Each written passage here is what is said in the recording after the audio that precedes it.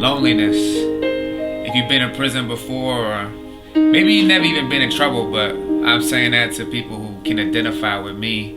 Through all the years incarcerated, probably one of the most painful, emotional experiences that I encountered was just feeling all alone, and forgotten. And maybe even at times, a lot of the times, feeling abandoned, by people who I consider my close friends and sometimes even family.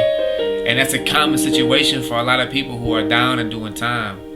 And, even now in this season of my life where I'm blessed to be in the transitional period of my incarceration and soon to be released, I still can feel, at times just lonely and isolated and forgotten. And I had one of these moments this previous week where I was just feeling down, bro, and I was kind of discouraged and depressed. And in that moment, I began to go before the throne of God and just, seek Christ for his comfort and really just asking him for wisdom and to evaluate myself why I was feeling so low. And the Lord was just reminding me in that moment that it's in these times of loneliness and isolation that I learned to become, completely dependent upon him and his comfort. And he reminded me then in that moment that, son, I love you. I love you more than you could ever even imagine. More than anyone who does love you. I love you far more than them. I'm enough.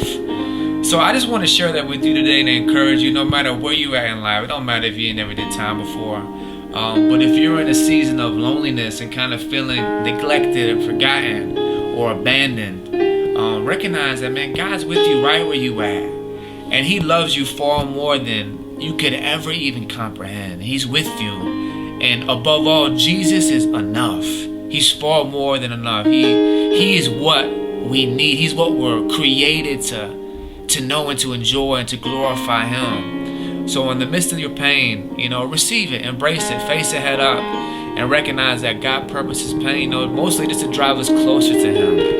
So in the midst of the discomfort, in the midst of the loneliness, recognize that you're not alone, that God is with you right in the midst. So seek him in the pain. And the God of comfort will comfort you. And the same comfort that you receive from God, may the Lord use you to give comfort to others who are hurting just the same. So EI, stay committed to his grind.